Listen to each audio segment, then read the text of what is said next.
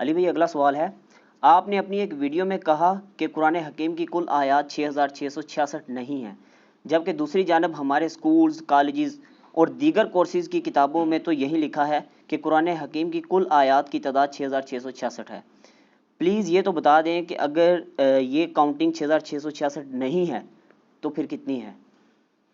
دیکھیں جی، یہ بھی ایک لمحہ فکری ہے ہم مسلمانوں کے لیے کہ وہ علماء جن کو ہم نے اس کام کے لیے پے کیا اور چندوں کے اوپر، قربانی کی کھالوں کے اوپر، زکوٰۃ اور صدقات کے اوپر، ہر حوالے پہ ہم نے ہر فورم پہ تمام مکاتب فکر کے علماء، بریلوی، دیوبندی، اہل حدیث اور ان کے مدارس کو سپورٹ کیا، لیکن اس کے اگینسٹ یہ اس امت کو، یہ ہمارے پاس جو اونلی ٹیکسٹ بک ہے، احادیث کی کتابیں تو ہماری ریفرنس کتابیں ہیں، یہ ہے ٹیکسٹ بک۔ سورۃ الانعام آیت نمبر 19 میں اللہ تعالیٰ نے فرمایا وَأُوحِيَ إِلَيَّ هَذَا الْقُرْآنُ لِأُنذِرَكُم بِهِ وَمَن بَلَغَ۔ اے نبی صلی اللہ علیہ وآلہ وسلم، آپ فرما دیجئے یہ قرآن مجھے اس لیے وحی کیا گیا تاکہ اس کے ذریعے میں تمہیں بھی ڈر سنا دوں آخرت کی جواب دہی کا، اور جس تک یہ کتاب پہنچ جائے وہ اسی کتاب کے ذریعے ڈر سنائے، علماء کی لکھی ہوئی کتابوں سے نہیں۔ یہ کتاب جو ہماری بنیادی ٹیکسٹ بک تھی، یہ کتاب جو ہماری انسٹرومنٹ آف دعوت تھی، لیکن ہمارے علماء اس کتاب کا بھی تعارف صحیح معنوں میں ہماری امت تک نہیں کروا سکے۔ پھر ہم اس لیے تو عرضی کرتے ہیں کہ مرنے سے پہلے اے مسلمان کر لے اس پہ غور، کتابوں کا خدا اور ہے، بابوں کا خدا اور۔ ہمارے بابوں نے ہمیں خدا کا تعارف وہ نہیں کروایا جو ان کتابوں میں تھا، جو اللہ کے محبوب صلی اللہ علیہ وآلہ وسلم نے ہمیں حجۃ الوداع پہ کروایا تھا، آپ صلی اللہ علیہ وآلہ وسلم نے غدیر خم پہ کروایا تھا۔ یہ نالج بھی یہ ہم تک ٹرانسفر نہیں کر سکے۔ ہم بھی جب کالجز اور یونیورسٹیز کے اندر پڑھتے رہے تو باقاعدہ ہمارے تو اسلامیات کے کورس کے اندر یہ سوال ہوتا تھا کہ قرآن حکیم کی کل آیات کتنی ہیں، تو یہ میرا خیال ہے قرآن سے متعلق جو سب سے آسان سوال ہوتا تھا وہ یہی ہوتا تھا کہ 4 دفعہ 6 ڈال دینا ہے، ٹیٹرا 6، 6666، 6666۔ کتنا بڑا ظلم ہے۔ آج تک کسی نے یہ کوشش نہیں کی کہ وہ گھر میں پڑے ہوئے مصحف کو کھولے اور اس میں سے ڈائریکٹ آیات گن لے کہ واقعی یہ آیات اتنی بنتی ہیں یا نہیں، اور یہ کوئی مشکل کام نہیں ہے۔ قرآن حکیم میں کل 114 صورتیں ہیں، جہاں پہ صورت کا آغاز ہوتا ہے نا، اس کے ٹائٹل کے اوپر یہ لکھا ہوتا ہے اس صورت کی اتنی آیات ہیں، تو آپ کو صرف 114 صفحے الٹنے پڑیں گے، سارا قرآن نہیں گو تھرو کرنا پڑے گا۔ سورۃ البقرہ سٹارٹ میں ہی ہے، اس کے اوپر لکھا ہوتا ہے یہ سورۃ البقرہ ہے، یہ مدنی صورت ہے، اس میں اتنی آیات ہیں، عربی میں بھی لکھا ہوتا ہے، اردو ترجمے میں بھی۔ اس کے بعد آپ ڈائریکٹ آل عمران پہ پہنچ جائیں، اس میں لکھا ہوگا یہ سورہ آل عمران بھی مدنی صورت ہے، اس میں اتنی آیات ہیں، وہ آپ جمع کرتے جائیں۔ میرا خیال ہے اگر آپ یہ کوارنٹین کا فائدہ اٹھائیں جو یہ کرونا کی وجہ سے ہے، تو گھر میں اگر آپ اپنے بچوں کو، بیوی کو ساتھ بٹھا کے ایک بار پریکٹس کر لیں، میرا خیال ہے آدھا پونا گھنٹہ لگے گا، تو آپ کو مرنے سے پہلے کم از کم یہ پتہ چل جائے گا کہ قرآن کی آیات کتنی ہیں۔ اس کے بعد آپ نے، میں نہیں کہتا کہ علماء پہ قنوت نازلہ پڑھنی ہے کہ انہوں نے آپ کو بنیادی انفارمیشن بھی صحیح نہیں بتائی ہے، آپ نے یہ کرنا ہے کہ بس ایک دفعہ کہہ دینا ہے کہ جی علی بھائی مرنے سے پہلے کر لیا ہے غور، واقعی کتابوں کا خدا اور ہے، بابوں کا خدا اور۔ تو یہ ہے وہ سچائی۔ تو آپ یہ کاؤنٹنگ کرنی شروع کریں گے تو میں آپ کو سسپینس دور کر دیتا ہوں، آپ کو پتہ چلے گا کہ قرآن حکیم کی کل آیات 6236 ہیں، ایکسکلوڈنگ بسم اللہ الرحمن الرحیم، یعنی سورت کے آغاز میں جو بسم اللہ شریف لکھی ہوتی ہے نا، اگر اس کو چھوڑ دیا جائے، وہ فصل کے لیے ہوتی ہے وہ مصحف کا حصہ قرآن کا، لیکن وہ سورت کا حصہ نہیں ہوتی۔ قرآن میں صرف ایک سورت ہے جس کا حصہ بسم اللہ ہے، وہ ہے سورۃ النمل آیت نمبر 30، اِنَّهُ مِن سُلَيْمَانَ وَإِنَّهُ بسم اللہ الرحمن الرحیم۔ جو ملکہ بلقیس نے کہا تھا نا کہ یہ میرے پاس معزز خط آیا ہے اور یہ سلیمان کی طرف سے ہے اور اس کا آغاز ہو رہا ہے اللہ کے نام سے جو رحمان ہے اور رحیم ہے۔ یہ واحد موقع ہے جہاں پہ قرآن میں سورت کے اندر ایز اے آیت بسم اللہ آئی ہے. باقی جتنی دفعہ آئی ہے نا وہ سٹارٹ میں آئی ہے. سورۃ الفاتحہ کے سٹارٹ میں بھی بسم اللہ الرحمن الرحیم آئی ہے. اب اس میں جو اختلاف ہے نا کہ یہ بسم اللہ فاتحہ کا حصہ ہے یا نہیں، اس پہ الگ سے میرا ایک کلپ ریکارڈڈ موجود ہے. آپ یوٹیوب پہ جا کے رومن میں لکھیں کہ آپ بسم اللہ سورہ فاتحہ کا حصہ ہے، تو میں نے پوری ٹیکنیکل 15-20 منٹ میں بحث کی ہے. اس کا رزلٹ یہ ہے کہ یہ بسم اللہ سورۃ الفاتحہ کا حصہ نہیں ہے، یہ الگ سے قرآن کا مصحف کا حصہ ضرور ہے. اچھا، تو قرآن حکیم میں آپ دیکھیں گے کہ آپ کو ایک صورت ایسی ملے گی جو بغیر بسم اللہ کے بھی ہے. کون سی صورت؟ سورہ التوبہ. کیونکہ اس کا جو آغاز ہے وہ اتنا زبردست ہے، اتنے پیشن کے ساتھ ہے.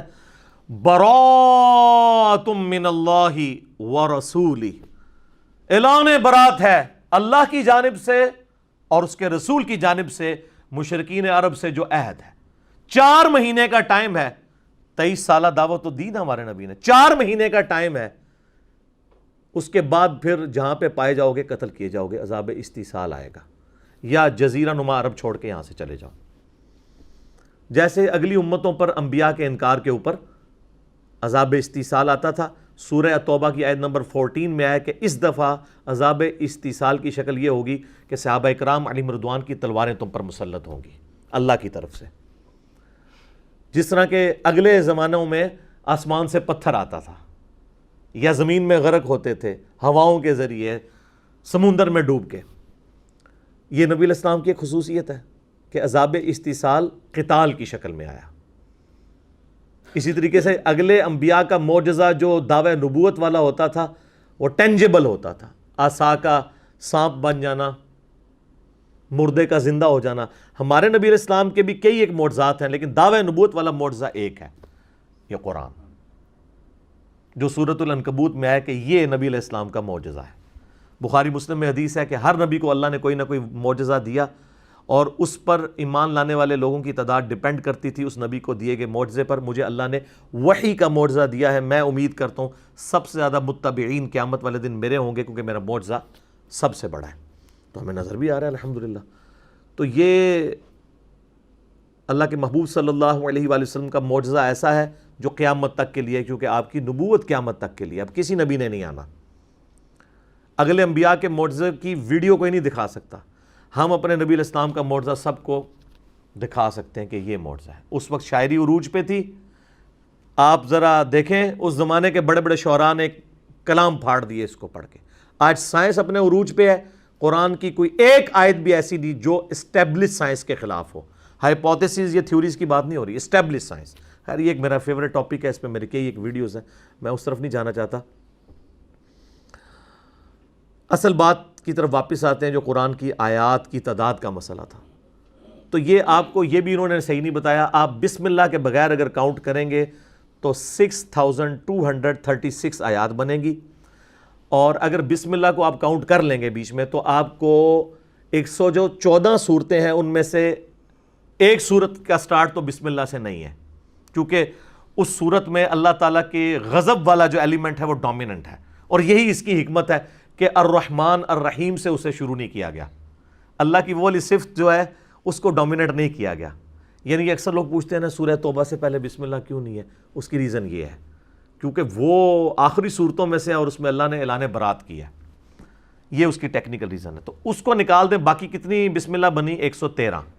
اچھا 114 ویسے بسم اللہ پوری ہیں قرآن میں، کیونکہ وہ جو 114ویں ہے نا وہ سورۃ النمل کی آیت نمبر 30 ہے. انہ من سلیمان و انہ بسم اللہ الرحمن الرحیم. الٹیمیٹلی اگر آپ گنیں گے تو 114 بسم اللہ ہے، 113 باہر اور ایک بیچ میں. اب وہ جو 113 باہر ہے نا وہ بھی آپ ایڈ کر لیں اگر 6236 میں، تو یہ ٹوٹل بنیں گی 6349. تو سر قرآن کی کل آیات کی تعداد اس مصحف کی روشنی میں اگر بسم اللہ کو آیت کے طور پر شمار کیا جائے تو بنتی ہیں 6349، 6349. اور اگر بسم اللہ کو آیت نہ شمار کیا جائے، مصحف کا حصہ تو سارے ہی مانتے ہیں، اس کے بغیر صورتوں کی آیات کو گنا جائے تو وہ بنتی ہے 6236. تو یہ 6666 سے بہت دور کا عدد ہے، کوئی لینا دینا نہیں ہے. اب یہ چلا دیا. اچھا، نبی علیہ السلام کے مبارک زمانے میں نا قرآن کی آیات کی نمبرنگ نہیں تھی، یاد رکھیے، نمبر نہیں تھے، لیکن ہر آیت کے اینڈ کے اوپر نشانی کے طور پہ تا ڈالی جاتی تھی. آیتن کہتے ہیں عربی میں نشانی کو، سمبل کو، سائن کو. تو یہ تھا کہ جی الحمدللہ رب العالمین کے آگے ایک تا ڈلی ہوئی ہوگی، وہ تا ہی بنتے بنتے اب دائرہ بن چکی ہے. یہ دائرے تھے، لیکن نبی علیہ السلام کے مبارک زمانے میں نمبرنگ نہیں تھی. یعنی آج اگر کوئی صحابی زندہ ہو کے آ جائیں اور ہم ان سے پوچھیں کہ بتائیے کہ یہ سورۃ الاحزاب کی کتنے نمبر آیت ہے، ان اللہ وملائکتہ یصلون علی النبی صلاۃ بر محمد وآل محمد اللہم صلی علی محمد وعلی آل محمد، تو سر جب تک وہ صحابی سورۃ الاحزاب کھول کے ایک ایک کر کے وہ دائرے گننا نہ شروع کرے، وہ آپ کو نہیں بتا سکتے. یہ یعنی صحابہ کی کوئی تنقیص نہیں ہے، میں آپ کو بتا رہا ہوں اللہ نے مزید آسانیاں آپ کر دی ہیں. تو وہ نہیں بتا سکتے کہ یہ 56 نمبر آیا تھا. اگر میں امام مسلم رحمہ اللہ میرے سامنے آ جائے اور میں ان سے پوچھوں کہ سر یہ بتائیے جو مسلم شریف آپ نے لکھی تھی اس میں یہ حدیث کتنے نمبر کے اوپر ہے کہ علی سے محبت نہیں رکھے گا مگر مؤمن، علی سے بغض نہیں رکھے گا مگر منافق، تو کہیں گے تو گننی پڑے گی مجھے، ہے شروع میں ہے ایمان کے چیپٹر میں. تو لیکن ہمارے ویڈیوز دیکھنے والے چھوٹے چھوٹے بچے بھی کہیں گے سر 240 ہے، 240، یہ سر اسلام 360 میں ڈال کے بھی آپ کو دکھاتے ہیں. تو امام مسلم ماتھا چوم لیں گے، یار کیا بات ہے یار، نمبرنگ کر دی انہوں نے، کیونکہ امام مسلم نے نمبرنگ نہیں کی تھی، کسی محدث نے نمبرنگ نہیں کی تھی. اگر امام بخاری ہمارے سامنے آئے تو ہم ان سے کون سا نمبر پوچھیں گے؟ ہم کہیں گے سر آپ نے ایک حدیث لی تھی جس کی وجہ سے علی بھائی کو گالیاں کھانی پڑ رہی ہیں اور علی بھائی پہ مقدمات بن رہے ہیں، حالانکہ یہ مقدمہ تو آپ پہ انہوں نے بنا دینا تھا اگر آپ زندہ ہوتے، کہ یہ جو آپ نے حدیث لی ہے کہ عمار کو ایک باغی جماعت قتل کرے گی، عمار انہیں جنت اور اللہ کی طرف بلائے گا اور وہ جماعت دوزخ کی طرف بلا رہی ہوگی، تو یہ آپ نے مولا علی کے حق میں اتنی بڑی حدیث لے کے اور ان کے مخالفین کے اوپر اتنی تگڑی جو حدیث لی ہے، یہ کس نمبر پہ لی ہے؟ تو وہ کہیں گے بیٹا یہ تو مجھے گننی پڑے گی.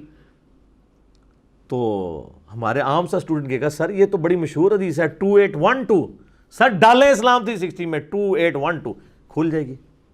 یہ یعنی برکات ہیں اس دور کی. تو قرآن کی نمبرنگ بھی بعد میں ہوئی لیکن نشانیاں موجود تھیں، حدیث کی نمبرنگ بھی بعد میں ہوئی لیکن ظاہر وہ حدیثیں الگ الگ اسناد کے ساتھ موجود تھیں آسانی کے لیے. آپ بلکہ آپ لیٹسٹ قرآن دیکھیں گے نا تو اس میں تو ابھی دارالاسلام والوں نے جو قرآن چھاپا ہے نا، انہوں نے جو ڈیجٹس ہیں نا اندر والے وہ بھی جو ہے نا وہ انگلش والے ڈیجٹ کر دیے ہیں، عربک نہیں ہے. ہمارے لوگ تو 2 اور 6 کا فرق ہی نہیں ان کو یاد رہتا کہ ادھر سے شروع ہوتا ہے یا ادھر سے شروع ہوتا ہے. ٹھیک ہے، حالانکہ یہ بہت پہلے ہونا چاہیے تھا لیکن اب انہوں نے کیا. دارالاسلام والوں نے اب جو حدیث کی کتابیں چھاپ رہے ہیں نا ان میں وہ نمبرنگ کو یعنی عربی میں انہوں نے عربی والا نمبر ڈالا ہوا ہے، اردو ترجمے میں نا وہ ڈیجٹ وہ والے ڈالتے ہیں جو ہم 1 2 3 یوز کرتے ہیں. تو یہ بہت پہلے ہو جانا چاہیے تھا تاکہ آسانی ہو جاتی لوگوں کے لیے، کیونکہ ہماری تعلیم میں تو یہی کچھ سکھایا جاتا ہے. تو قرآن کی کل آیات 6666 نہیں ہے بلکہ 6349 ہیں اگر 113 بسم اللہ ڈالی جائیں، اور اگر وہ نہ ڈالی جائیں تو 6236 ہیں. اور سر یہ صرف آیات کے معاملے میں آپ کے ساتھ دھوکہ نہیں ہوا، اور بھی بہت کچھ ہے اس میں، اس پہ اکتفا نہیں ہے. 114 صورتیں یہ تو آپ کو انہوں نے ٹھیک بتایا، سب کچھ بھی غلط نہیں تو سے آیا. ٹھیک ہے، اور آپ کو ایک اور انہوں نے بات بتائی ہوگی جی وہ قرآن میں جی 14 سجدے ہیں. سر 14 نہیں، آپ گن کے دیکھ لیں 15 ہیں. سورۃ الحج میں 2 سجدے ہیں اور اس کی فضیلت ہے یہ 2 سجدوں کی وجہ سے، اور دوسرے سجدے کے ساتھ لکھا ہوتا ہے یہ شافعی سجدہ ہے. سجدے بھی شافعی بنا چھڑے انہوں نے، حالانکہ یہ مصحف تو امام شافعی سے بہت پہلے تھا. ٹھیک ہے، یہ تو حدیث کے اندر جامعہ ترمذی میں اور کئی کتابوں کے اندر صحیح ابن حبان ابن خزیمہ میں صحیح اسناد کے ساتھ موجود ہے کہ نبی علیہ السلام نے فرمایا کہ اللہ تعالیٰ نے سورۃ الحج کو 2 سجدوں کی وجہ سے فضیلت دی ہے. ہاں اہل حدیث کرتے ہیں، باقی لوگ اس کو سکپ کر دیتے ہیں. تو آپ مصحف شیعہ کا اٹھائیں سنی کا اٹھائیں، اس میں وہ والا سجدہ لکھا ہوگا اور لکھا ہوگا عند الشافعی، شافعی کے نزدیک. ٹھیک ہے، تو 15 سجدے ہیں، صورتیں 114 اور سجدے 15. اب آ جائیں جو منازل ہیں، منازل 7 ہی ہیں، یہ صحابہ کے دور میں اسٹیبلش تھی. صحابہ کرام کے دور میں صورتوں کی ڈویژن بھی تھی، آیات کی ڈویژن بھی تھی، نمبرنگ نہیں تھی، صورتوں کی نمبرنگ نہیں تھی، ترتیب تھی، جو مصحف عثمانی جسے ہم کہتے ہیں، اور منازل بھی تھے. وہ دیکھیں بڑے انٹلیکچوئل ہیں.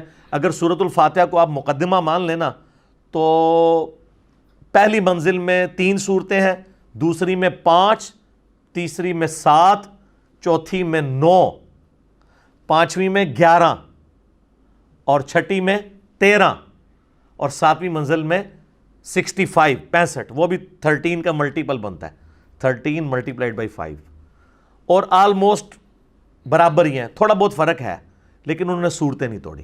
یہ صحابہ کے زمانے میں کام ہوئے تھے، اس لیے اس میں کوئی گڑبڑ نہیں ہوئی. البتہ سپاروں کی ڈویژن بعد میں ہوئی ہے، اس میں گڑبڑ ہو گئی ہے.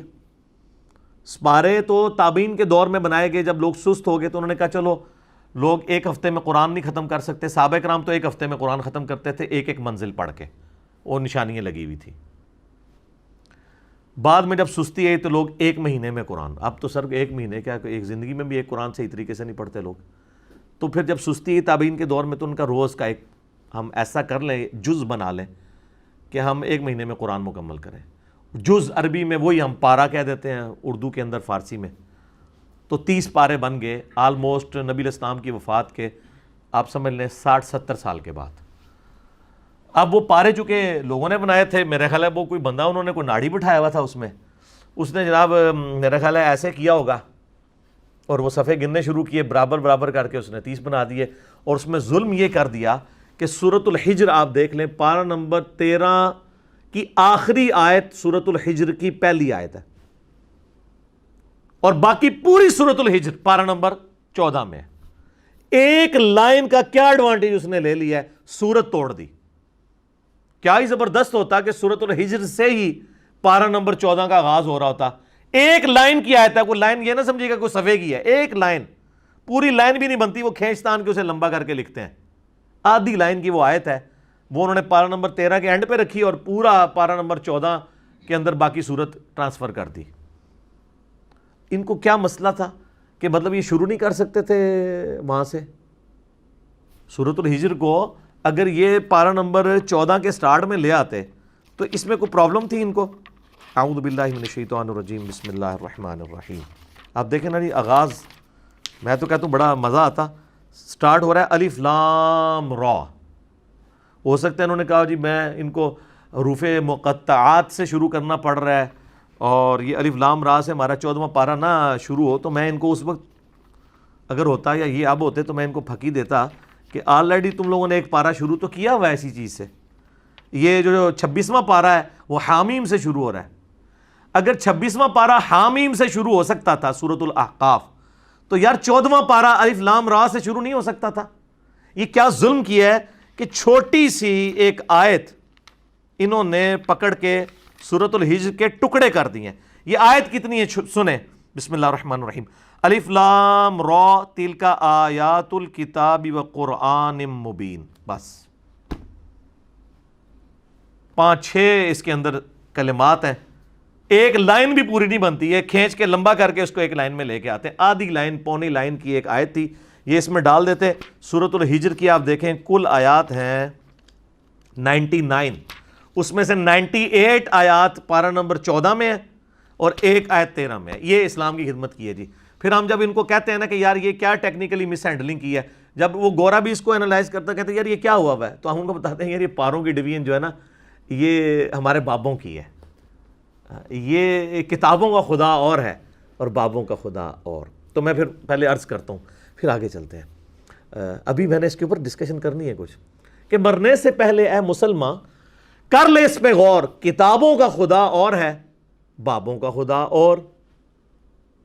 کہنے کو تو دین سب کا اسلام ہے، لیکن صوفیہ بھی کہتے ہیں ہم اسلام کو فالو کر رہے ہیں، سلفی بھی کہتے ہیں ہم اسلام کو فالو کر رہے ہیں، حنفی بھی کہتے ہیں ہم اسلام کو فالو کر رہے ہیں، بریلوی دیوبندی اہل حدیث شیعہ سب کے سب کہہ رہے ہیں کہنے کو تو دین سب کا اسلام ہے، لیکن کتابوں کا جہاں اور ہے، بابوں کا جہاں اور. اس کا ایک وکھرا جہاں ہوتا ہے بابے کا. یہ وکھرے جہاں آپ دیکھ لیں انہوں نے کیا جہاں انہوں نے بنایا.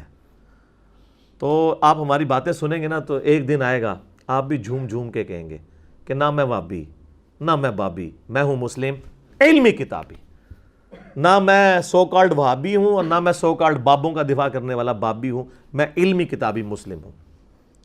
تو اب مجھے بتائیں، یہ جو پبلک میں انہوں نے مشہور کیا ہے کہ جی شیعہ کہتے ہیں قرآن کے 40 پارے ہیں، حالانکہ قرآن کے 30 پارے ہیں، حالانکہ قرآن کے 30 پارے بھی نہیں ہیں، وہ بھی مولویوں نے بابوں نے بنائے ہوئے ہیں۔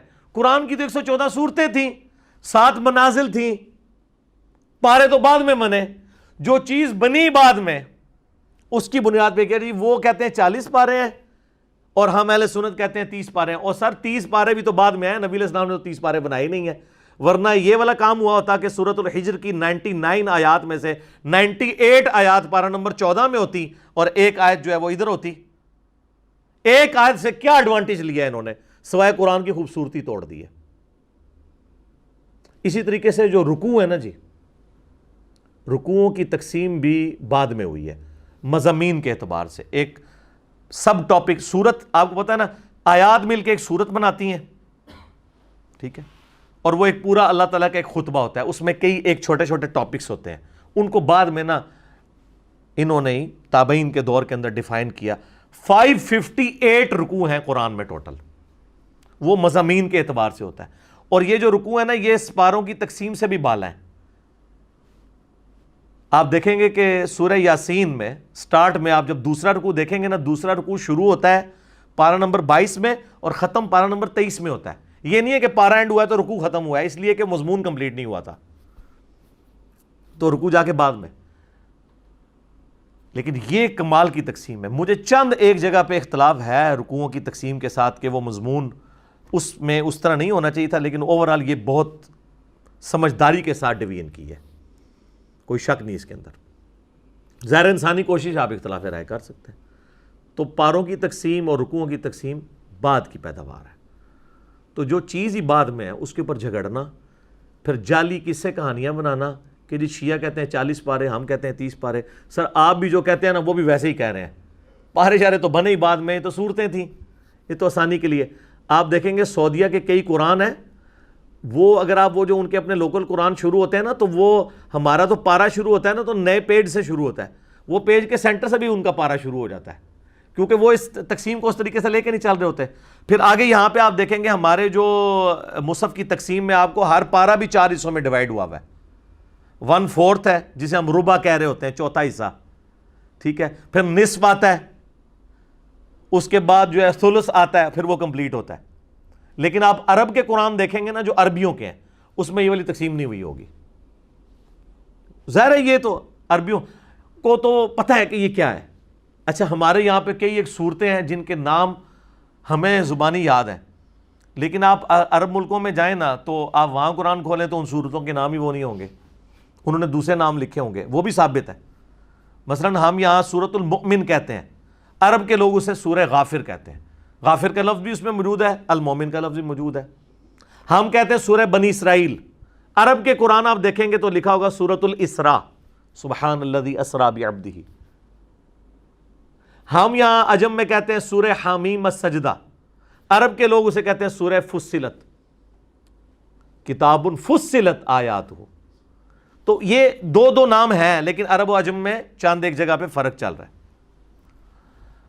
ہم سورۃ الملک کہتے ہیں، حالانکہ سورہ تبارک بھی اس کے لیے استعمال ہوتا ہے، دونوں چلتے ہیں۔ تو پاروں کے اوپر یہ جھگڑتے رہے اور پاروں کی ڈویژن تو ہوئی بعد میں۔ اس کے بعد میں اپنے مسلمان بھائیوں اور بہنوں سے کہوں گا، کسی بھی فرقے کے ہیں، آج تک آپ میں سے کسی نے زحمت کی کہ کبھی شیعہ کی مسجد میں جا کے، جس کو آپ لوگ امام بارگاہ کہتے ہیں اور وہ اس کے اوپر پروٹیسٹ کرتے ہیں، وہ کہتے ہیں امام بارگاہ ہماری علیحدہ ہوتی ہے، ہم نے باہر لکھا ہوتا ہے مسجد و امام بارگاہ، ہم بھی اپنی عبادت گاہ کو مسجد ہی کہتے ہیں، وہ کہتے ہیں آپ ہم پہ تھوپ رہے ہیں، ٹھیک ہے۔ جس نے یہاں پہ مساجد کے ساتھ مزار بنے ہوئے ہوتے ہیں، تو اب کتنا ظلم ہے کہ آپ اس مسجد کو مزار کا نام دے دیں، وہ الگ ہوتی ہے۔ اس طرح ان کی جو امام بارگاہ والی ایکٹیویٹیز ہیں وہ الگ، ایک انہوں نے اس کے ساتھ ایڈجسنٹ بلڈنگ بنائی ہوئی ہوتی ہے، مسجد الگ ہی ہوتی ہے، اس لیے لکھا ہوتا ہے باہر مسجد و امام بارگاہ۔ اور بعض اوقات صرف امام بارگاہ ہوتی ہیں، وہ مسجدیں نہیں ہوتی، وہاں ان کی ایکٹیویٹیز ہوتی ہیں، جیسے آپ کی محفل میلاد ہوتی ہیں، ٹھیک ہے، اسی طریقے سے اور کانفرنسز ہوتی ہیں، ٹھیک ہے، جشن دیوبند کانفرنس، ٹھیک ہے، حقانیت اہل حدیث کانفرنس، اس کے لیے آپ نے کوئی میرج ہال وغیرہ رکھے ہوتے ہیں، اس طرح انہوں نے اپنی ایکٹیویٹیز کے لیے رکھے ہوئے ہیں۔ مسجد بال وہ بھی یوز کرتے ہیں۔ آج تک شیعہ کی مسجد میں جا کے کسی نے قرآن کھول کے پڑھا ہے؟ کہ قرآن کے وہ 30 پارے مانتے ہیں، 40 پارے، اس کو تو چھوڑ دیں، یہ تو بات ہی جعلی نکلی، پہلی تو بات پاروں والی، 114 صورتیں ہیں یا وہاں پہ کچھ اور ہیں۔ تو آپ حیران ہوں گے کہ سنی اور شیعہ کا ایک ہی قرآن ہے، ہینڈ رائٹنگ ایک ہے، کاتب ایک ہے۔ دمشق کا، سیریا کا ایک کاتب ہے جس کا نام ہے عثمان طٰہٰ حفظہ اللہ تعالی، 85 ایئرز پلس ان کی ایج ہے، ابھی زندہ ہے، جنہوں نے یہ قرآن لکھا جو بلو بائنڈنگ میں، خط نسخ جو ہمارا یہ سب کانٹیننٹ میں پڑھا جاتا ہے اس کے اعتبار سے یہاں چھپتا ہے، اور خط ریحان میں نا گرین بائنڈنگ میں جو عرب کا سٹائل ہے وہ بھی اسی بندے نے لکھا ہوا ہے، وہ وہاں سے چھپتا ہے۔ اور یہی قرآن سیم ریڈ بائنڈنگ میں ایران سے چھپتا ہے۔ میں نے ایران کے قرآن دیکھے ہیں، کوئی فرق نہیں۔ اور سعودیہ والوں نے تو یعنی کاتب کا نام نہیں لکھا، میں سمجھتا ہوں کہ یہ زیادتی کی ہے، لیکن ایران والوں کا آپ قرآن کھولیں، یقین کریں، انہوں نے باہر لکھا ہوتا ہے مصحف عثمان طٰہٰ، عثمان طٰہٰ کا لکھا ہوا۔ ہم جب جواد نقوی صاحب کو ملنے گئے تھے تو سارے بچوں نے جو مصحف اٹھائے ہوئے تھے، آپ نے دیکھا نہیں باہر لکھا تھا عثمان طٰہٰ کا نام، اتنا موٹا لکھا ہوا تھا۔ عثمان طٰہٰ نے لکھا، اور کمال لکھا۔ اس کی خوبی یہ ہے کہ اس کے ہر صفحے پہ آیت مکمل ہوتی ہے، کمال کام ہے یار۔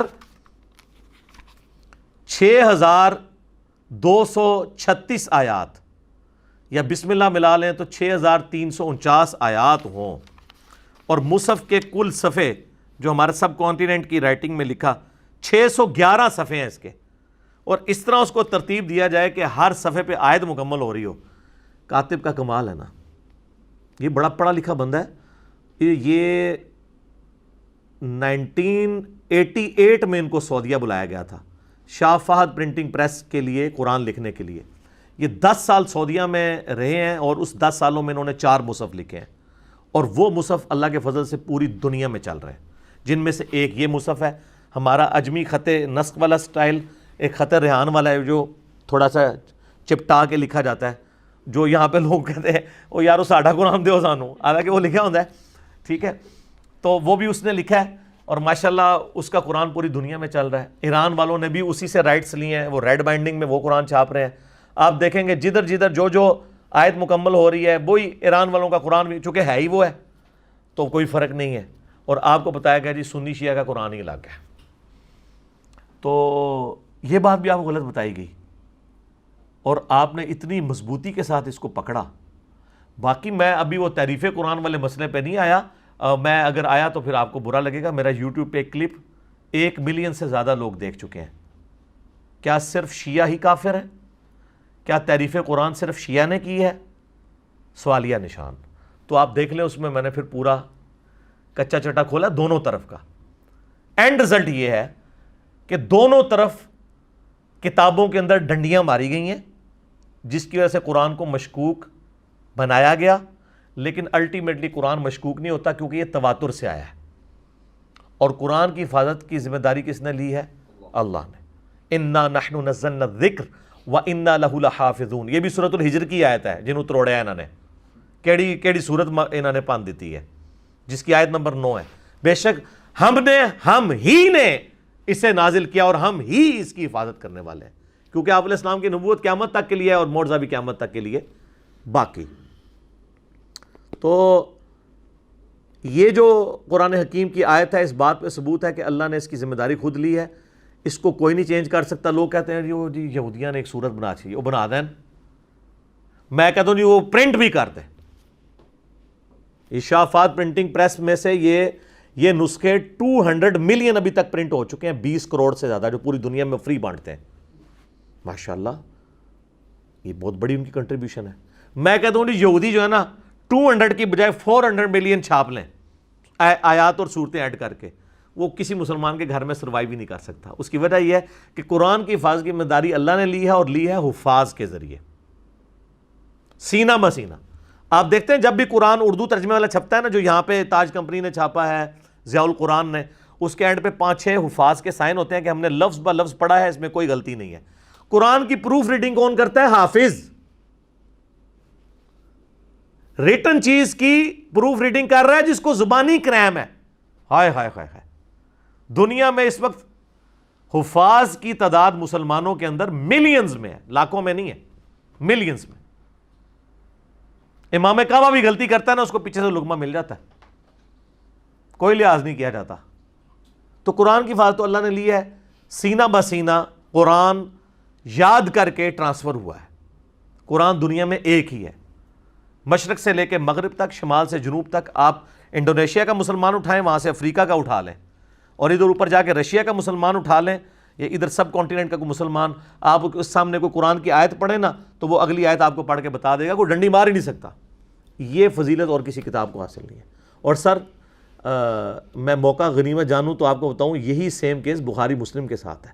لوگ کہتے ہیں جو بریلویوں نے اپنی بخاری چھاپی ہوئی ہے, مسلم اپنی وہ ایک ہی ہے, ترجمہ بھی آلموسٹ ایک ہے, تفسیر میں ڈنڈی ماری ہے. تو تفسیر میں تو قرآن میں بھی انہوں نے ڈنڈی ماری ہوئی ہے. قرآن کی صرف ٹیکسٹ کی حفاظت ہے, بعض کا ترجمہ میں ماری ہے, وہ اللہ تعالیٰ حفاظت کر دیتا ہے.